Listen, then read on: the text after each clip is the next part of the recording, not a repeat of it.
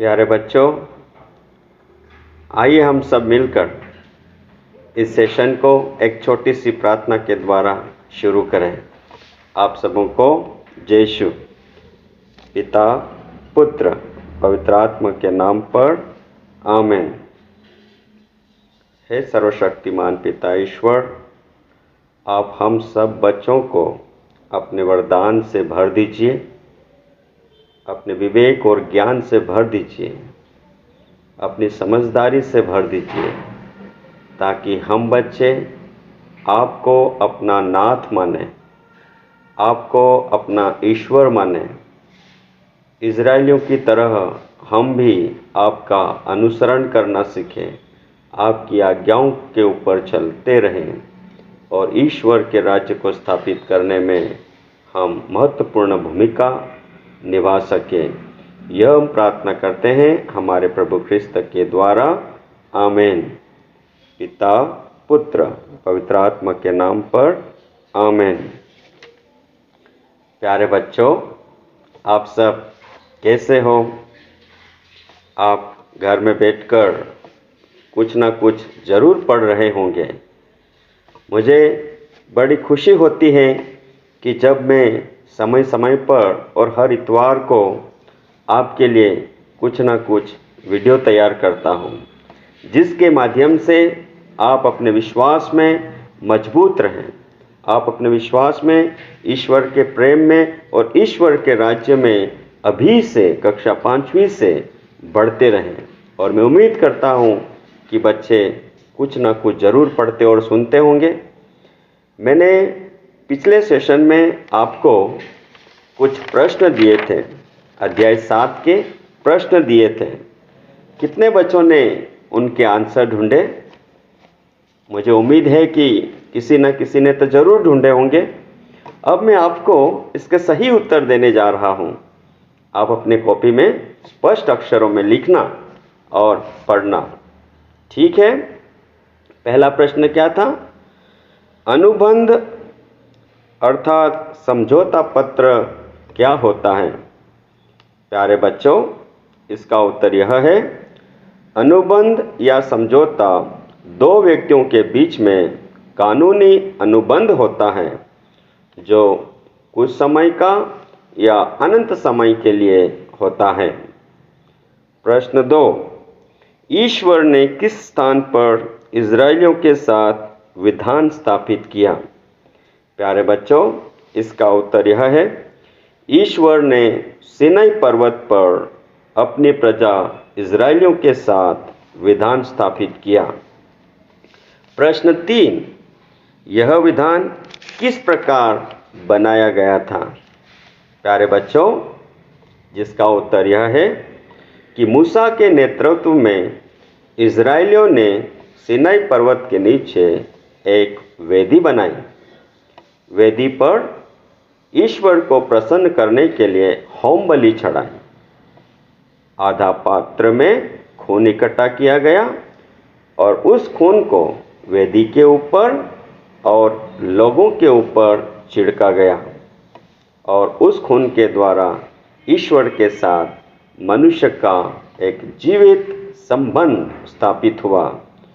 इस प्रकार ईश्वर ने इज़राइलियों के साथ यह विधान स्थापित किया। प्यारे बच्चों, प्रश्न नंबर 4, इस विधान के पश्चात ईश्वर और इज़राइलियों के बीच किस प्रकार का संबंध स्थापित हुआ? इसका उत्तर यह है, इस विधान के द्वारा ईश्वर और इज़राइलियों के बीच एक खून का रिश्ता स्थापित हुआ। यह एक अनंत एवं अपरिवर्तनीय संबंध था। इस विधान के अनुसार इज़राइली ईश्वर की प्रजा बन गए और ईश्वर उनके प्रभु। प्यारे बच्चों, आप सबों ने इन सभी प्रश्नों का उत्तर सुना और अपने कॉपी में लिखने का प्रयास जरूर किया होगा। आइए हम अब अगले अध्याय में प्रवेश करते हैं। अध्याय 8, चैप्टर 8, जिसका शीर्षक है राजा। और king. First session of chapter number 8, the topic is Kings. प्यारे बच्चों, आप में से किस किस ने राजा शब्द कभी नहीं सुना? हर किसी बच्चे ने राजा शब्द अपने जीवन में जरूर सुना होगा, भले ही आप कक्षा 5वीं में पढ़ते हो। तो हमारे देश में, हमारे एरिया में अलग अलग लोग आए जो लोगों को मार्गदर्शन करते थे। तो इसी प्रकार हमारे देश में भी कई सालों तक अंग्रेजों ने राज किया। अंग्रेजों से पहले कुछ मुगल राजा थे, मुगल एम्परर थे, जो बाबर, हुमायूं, अकबर, शाहजहां आपने ज़रूर पढ़ा होगा। और कभी कभी आप जब पिकनिक के लिए गए होंगे तो आपने राजाओं की बनाई हुई चीज़ों को, महलों को ज़रूर देखा होगा।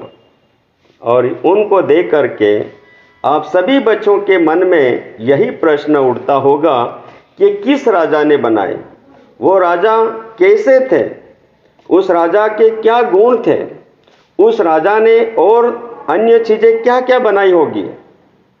प्यारे बच्चों, किसी किसी गांव में जैसे पटेलों का राज होता है, किसी गांव में राजा का राज हुआ करता था, कहीं सरपंच का राज होगा, और आज के समय में हम देखते हैं कि नेताओं का राज होता है। और उन नेताओं को कौन चुनता है, ये भी आप सब जानते हैं, लोगों के द्वारा चुने जाते हैं। तो राजाओं को कौन चुनता था पहले? प्यारे बच्चों, ये राजा किसी राज्य पर अपना आधिपत्य या तो अपनी ताकत के द्वारा बनाते थे, अपनी सेना के द्वारा, या अपने धन दौलत के द्वारा, और या कोई कोई राजा अपने पुत्र को अपने मृत्यु के पहले ही वहां का उत्तराधिकारी नियुक्त कर देते थे। तो इस प्रकार से इन राजाओं का शासन सालों साल चलता रहता था। जो आज हम इस किताब में पढ़ने जा रहे हैं, उन राजाओं की नियुक्ति ना तो लोगों के द्वारा होती थी, ना ही अपने पिता के द्वारा उनको उत्तराधिकारी बना दिया जाता था, लेकिन इन राजाओं को भगवान अर्थात ईश्वर स्वयं चुनता था।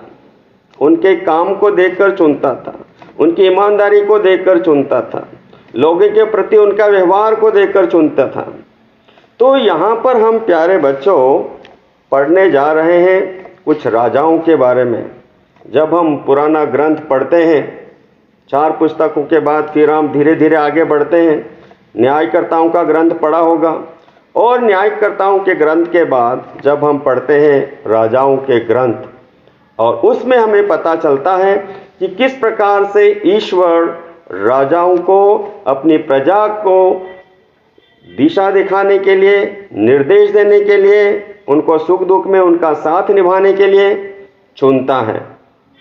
तो पिछले सेशन में अध्याय 6 और 7 में हमने अच्छी तरह से पढ़ा कि किस प्रकार से ईश्वर मूसा को चुनता है, और मूसा इज़राइलियों का राजा फिरौन से बचाकर उनका मार्गदर्शन करते हैं, उनको सुरक्षित स्थान पर लाते हैं।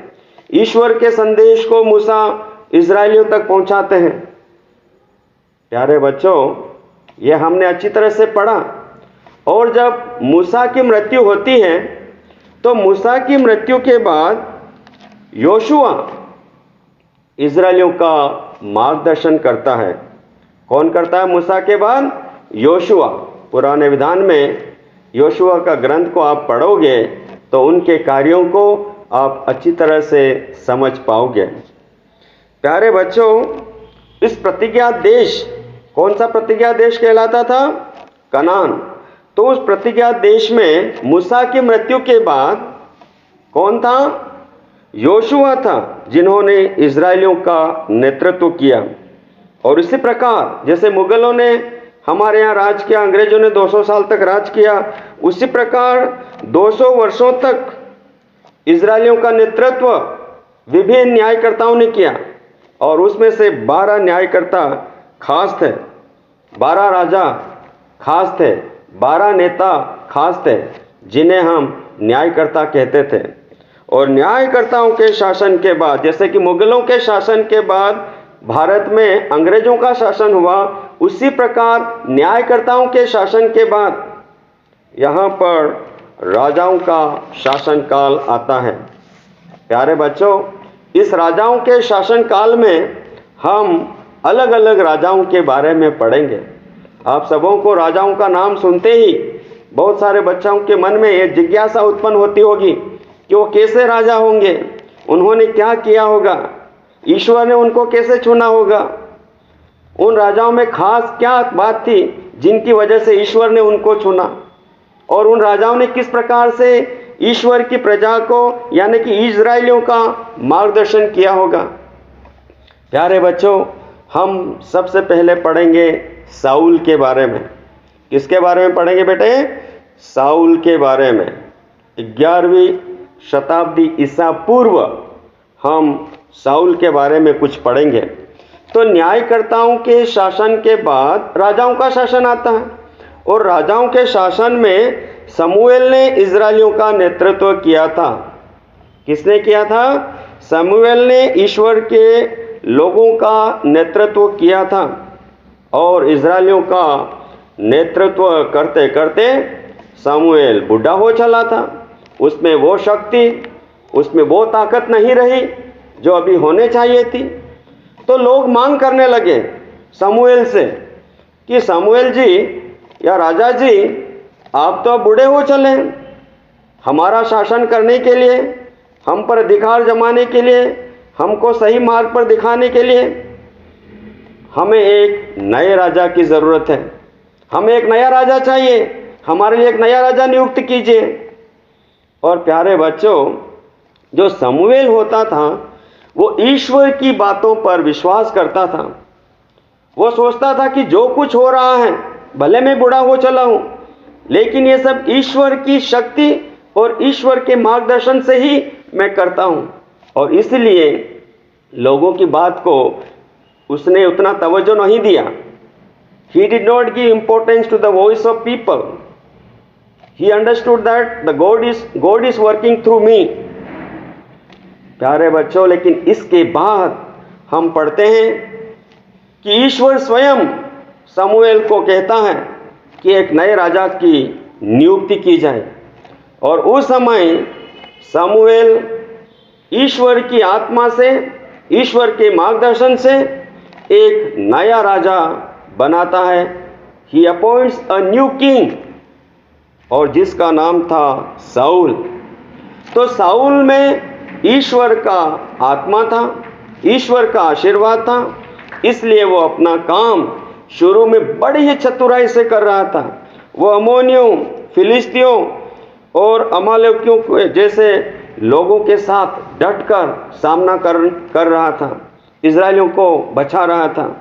लेकिन ये राजा साउल के बारे में जब पढ़ोगे प्यारे बच्चों गहराई से, तो वो कौन से वंश से आता है? वो बेन्यामीन वंशी कीश के पुत्र कहलाता था। एक बार और, बेन्यामीन वंशी कीश का पुत्र था। ईश्वर की आत्मा से उसका अभिषेक हुआ, अच्छी तरह से मार्गदर्शन किया, बड़ी चतुराई से, ताकत से। लेकिन धीरे धीरे राजा साउल में घमंड आ जाता है। प्यारे बच्चों, देखते हैं ना इंसान क्या करते हैं, जब उनको सब कुछ प्राप्त हो जाता है, जब धन दौलत प्राप्त होती है, उनके अनुयायी बहुत सारे बनने लग जाते हैं, तो उनमें घमंड आता है। तो हमेशा ईश्वर घमंडियों को गिराता है, और यहाँ पर भी ऐसा ही होता है। तो वो ईश्वर की बातों को भूल जाता है। राजा दाऊद सोचता है कि राजा साउल सोचता है जो मैं कर रहा हूँ सब मैं ही कर रहा हूँ, और इस प्रकार से वो ईश्वर को भूल जाते हैं और ईश्वर उन्हें वापस हटाते हैं। बच्चों, इस चीज़ को हमें कभी नहीं भूलना चाहिए। शमूएल ने तब बड़ी कड़ी निंदा की, आप ये क्या कर रहे हो? आपको ईश्वर से डरना चाहिए, ईश्वर ने आपसे कभी ऐसी उम्मीद नहीं की थी। और वह कड़े शब्दों में कहता है, जब हम पुराना ग्रंथ पहला शमूएल को पढ़ोगे तो वहाँ पर शाऊल कहता है, तुमने मूर्खतापूर्ण कार्य किया है। मैंने तुमको प्रभु तुम्हारे ईश्वर का जो आदेश दिया था, तुमने उनका पालन नहीं किया है। प्रभु तुम्हारा राज्य इज़राइल में सदा के लिए स्थापित करने वाला था, लेकिन अब तुम्हारा राज्य सुदृढ़ नहीं होगा। प्रभु ने अपने मन के अनुकूल एक पुरुष चुना है, उसने उसे ही अपनी प्रजा का शासक नियुक्त किया है, क्योंकि तुमने प्रभु द्वारा अपने को दी गई आज्ञा का पालन नहीं किया है। यह पहला शमूएल अध्याय 13 पद संख्या 13 शब्दों में हम अच्छी तरह से पढ़ेंगे। तो ये बात सुनकर राजा शाऊल असमंजस में पड़ गया, ये क्या हो रहा है। और प्यारे बच्चों, जब ईश्वर का आत्मा अब राजा शाऊल के साथ अधिक समय तक नहीं रहा और वह अब इजरायलियों का नेतृत्व तो नहीं कर रहा था, वो उनकी रक्षा नहीं कर सकता था, क्योंकि ईश्वर की शक्ति, ईश्वर की आत्मा अब राजा शाऊल के ऊपर नहीं थी, सिर्फ उसकी घमंड की वजह से। सिर्फ वो ईश्वर की बात पर नहीं चलता और अपनी अलग से एक राह बना ली थी, और ईश्वर उनको हटा देते हैं, ईश्वर वो शक्ति वापस खींच लेते हैं। और प्यारे बच्चों, राजा शाऊल के बाद अब एक नए राजा का अपॉइंटमेंट होता है, नियुक्ति होती है, और वो है राजा दाऊद। राजा दाऊद इजरायलियों के दूसरे राजा थे। याद रखना, इजरायलियों के दूसरे राजा कौन थे? इजरायलियों के दूसरे राजा दाऊद थे। वो बेतलेहम नगर के येसे नामक व्यक्ति के सबसे छोटे पुत्र थे। याद रखना, वो सबसे छोटे पुत्र थे। छोटे पुत्र को इतना कोई महत्व नहीं दिया जाता था उस समय। वो जंगल में भेड़ बकरी चरा रहा था, और वहाँ से ईश्वर राजा दाऊद को चुनते हैं। और प्यारे बच्चों, आने वाले सेशन में मैं आपको बताऊंगा कि किस प्रकार से राजा दाऊद ने गोलियत से युद्ध किया, गोलियत को हराया, और वो ईश्वर की आज्ञाओं पर खरा उतरा। प्यारे बच्चों, इसी के साथ मैं इस सेशन को यहीं समाप्त करता हूँ, और आप अपने घर में पुराना विधान पहला शमूएल जरूर पढ़ने का प्रयास करना, जिससे आपको यह अध्याय 8 राजा अच्छी तरह से समझ में आ जाए। इसी के साथ आप अपना ध्यान रखिए, सुरक्षित रहिए, और विश्वास प्रशिक्षण की कक्षा के साथ साथ अपनी कक्षाओं में, आप जिस भी कक्षा में पढ़ते हो उसका भी कोर्स पढ़ने का प्रयास करना। इसी शुभकामनाओं के साथ इस सेशन को मैं यहीं समाप्त करता हूँ। पिता, पुत्र, पवित्र आत्मा के नाम पर, आमीन।